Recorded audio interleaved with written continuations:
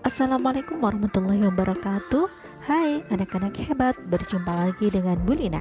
Pada kesempatan kali ini kita akan belajar materi kelas 4, tema 9, subtema 2, pembelajaran 3. Semoga bermanfaat. Kita akan belajar macam-macam energi. Yang pertama adalah energi bunyi. Energi bunyi adalah energi yang dihasilkan dari suara atau bunyi-bunyian. Misalnya bunyi halilintar, bunyi gitar, bunyi klakson, dan bunyi gong. Berikutnya adalah energi panas. Energi panas adalah energi yang terbesar di bumi ini, yaitu energi panas matahari. Energi panas juga disebut dengan energi kalor. Berikutnya adalah energi listrik. Energi listrik paling banyak dibutuhkan untuk kebutuhan rumah tangga. Energi listrik ini bisa diganti ke energi lain seperti energi panas, energi bunyi, dan energi gerak.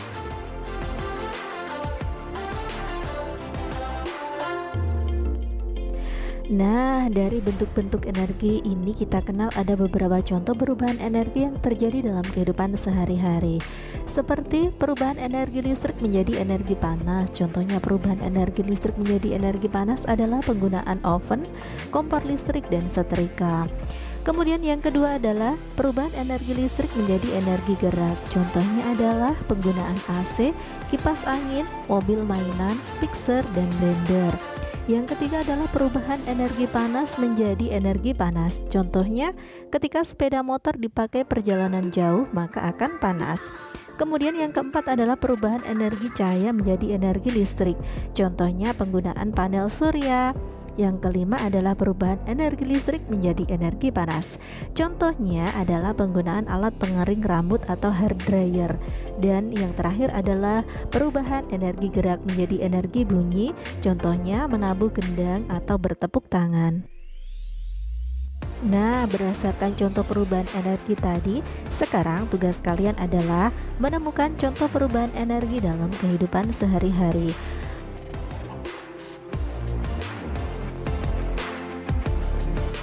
Nah, sekarang simaklah informasi dari bacaan berikut.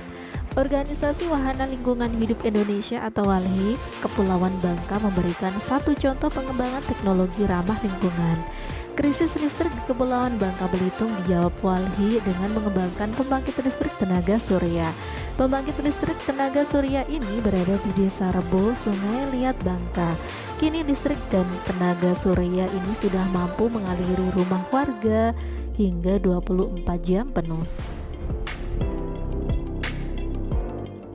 Pembangkit listrik tenaga surya terdiri atas panel-panel surya. Panel-panel surya inilah yang akan mengubah energi cahaya menjadi energi listrik. Panel surya ini mengambil cahaya matahari yang merupakan sumber cahaya.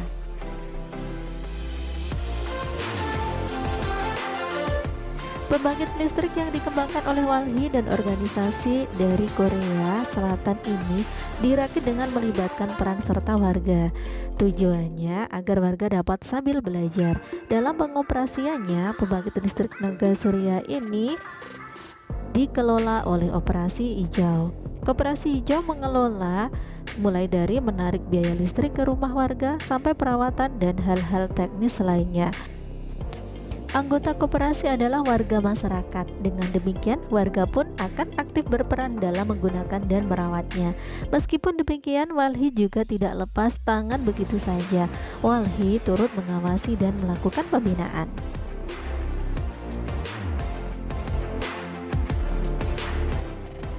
Setelah menyimak informasi dari bacaan tersebut, jawablah pertanyaan-pertanyaan berikut ini.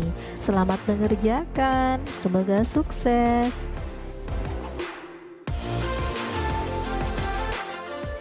Nah, anak-anak, selanjutnya amatilah lingkungan sekitar tempat tinggalmu. Identifikasikan perubahan energi dan manfaatnya dalam kehidupan sehari-hari bagi orang-orang di sekitarmu. Ceritakan secara tertulis, lalu tulislah pada buku tulismu. Selanjutnya, mari kita membuat kapal otok-otok, mainan kapal uap. Kapal otok-otok merupakan mainan tradisional berbahan baku seng dan merupakan mainan kebanggaan anak-anak Indonesia. Cara kerjanya menggunakan prinsip tekanan uap untuk menggerakkan atau mendorong kapal. Bahan dan cara membuatnya adalah sebagai berikut. Adapun alat dan bahannya adalah yang pertama adalah seng, gunting seng, spidol, tang, cat besi, kuas.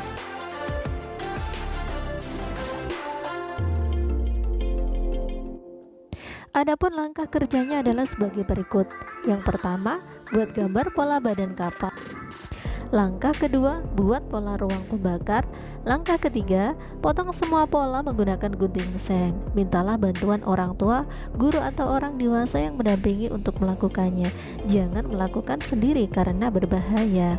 Langkah keempat adalah buat saluran pipa panjang knalpot dari seng yang digulung. Langkah yang kelima adalah rangkailah kapal dan rekatkan tiap-tiap bagian dengan membuat tekukan pada seluruh bagian tepinya. Langkah yang terakhir adalah warnailah kapal menggunakan cat besi. Warnai sesuai seleramu. Adapun cara memainkannya adalah sebagai berikut. Yang pertama, isi air pada dua pipa yang ada di bagian depan perahu. Yang kedua, masukkan minyak goreng dan sedikit kapas ke wadah pembakaran yang berfungsi sebagai pembakar. Yang ketiga, nyalakan pembakar yang sudah diisi kapas dan minyak goreng.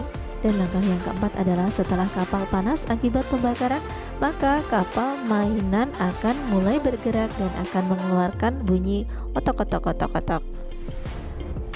Dari sini dapat kita simpulkan bahwa perubahan energi yang terjadi adalah perubahan energi panas menjadi energi gerak.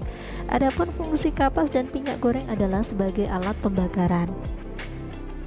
Pembakaran ini menyebabkan kapal menjadi panas dan akan menyebabkan kapal bergerak. Jika tidak ada kapas dan minyak goreng, maka tidak akan terjadi pembakaran sehingga kapal akan tetap diam.